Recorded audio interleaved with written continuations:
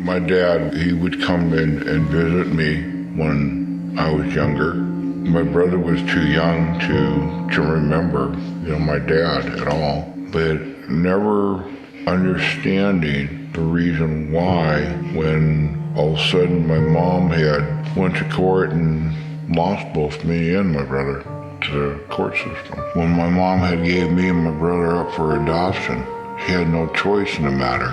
And now they got that little box they're holding over me saying, we got part of your life right here and you can't have it.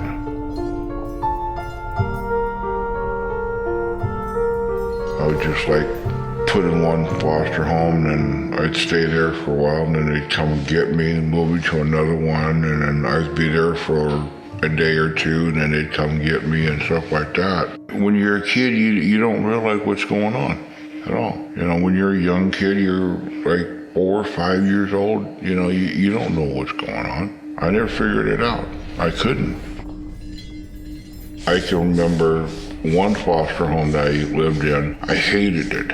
They would punish me. They would put me outside and lock the door. When they'd leave, they wouldn't let me stay in the house.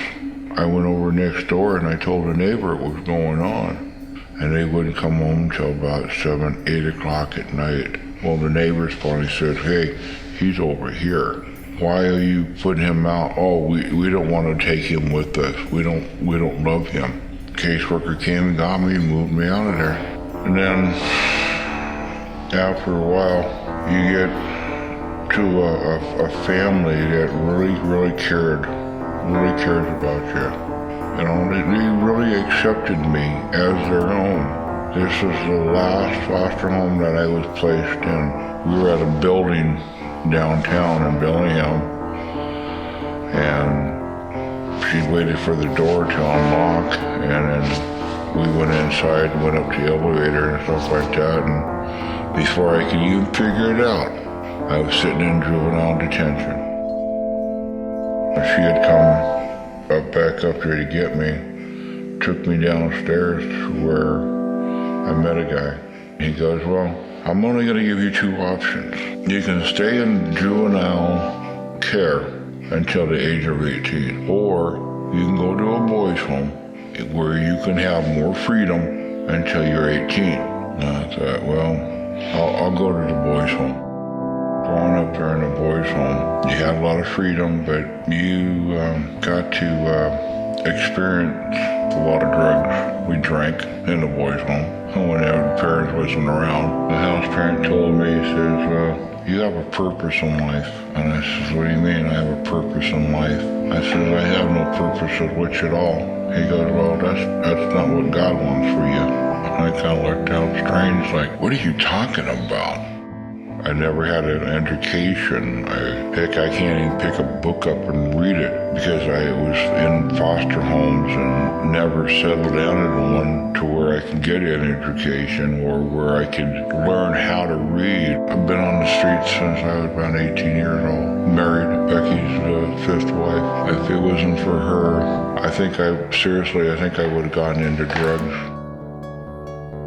I have 2 boys from one of my ex-wives, 3 or 4 kids from my other ex-wife, had 2 kids from Becky, and they're in a foster care. My oldest daughter is 18 years old, April, and then we have David, the youngest, 10 years old. We never got to see them. They've been in the foster system for a long time. We don't know how they turned out. It hurts not knowing how they're doing. And I understand what these kids are going through now.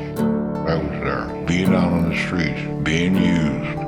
Foster kids are running away because they don't want to be in a foster home. There's things I want to remember, but just trying to get deep inside my mind to figure it out.